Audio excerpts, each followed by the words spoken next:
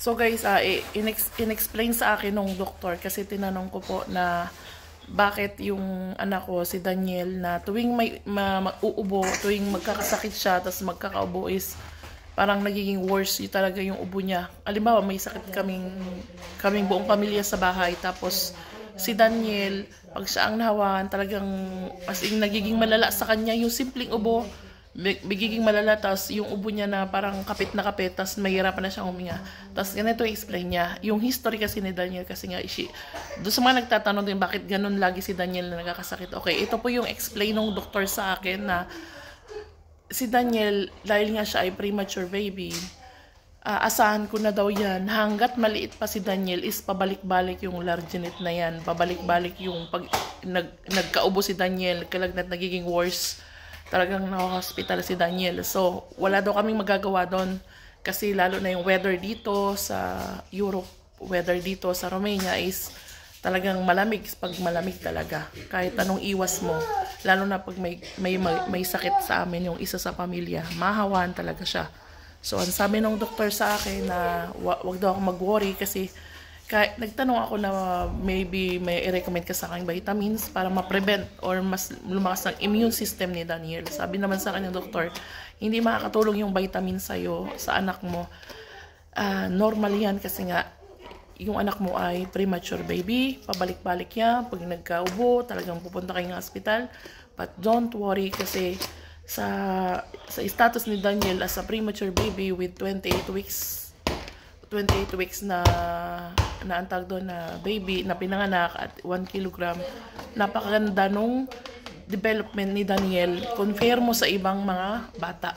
Sabi sa akin, in-explain niya talaga sa akin kasi nga nagwo-worry ako bakit ganun lagi, mahina ba talagang immune system ni Daniel. Normal daw na mahina talagang immune system ng mga premature baby. So, sabi sa akin, but don't worry kasi once na lumaki, yung anak mo mawawala yan. Magiging okay yan si Daniel. Kasi nga, dahil maliit pa siya. So, ang kailangan ko lang daw gawin, palakihin ng palakihin si Daniel.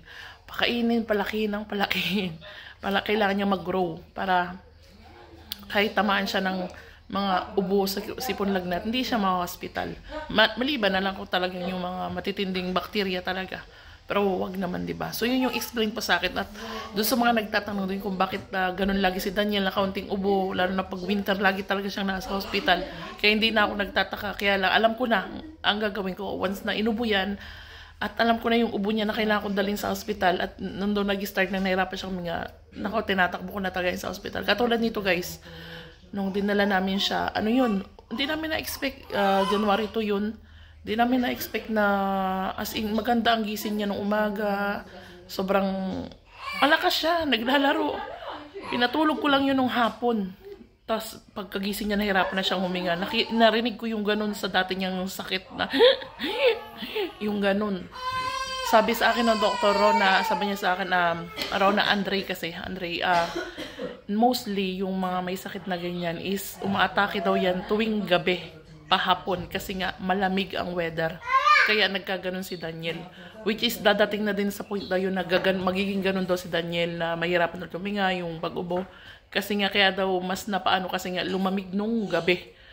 Yun ang sabi sa akin. Kaya hindi na rin ako guys nag-aalala na talagang ganito pala talaga pag premature baby. Prone sila sa mga ganyan na sakit kahit anong iwas mo daw.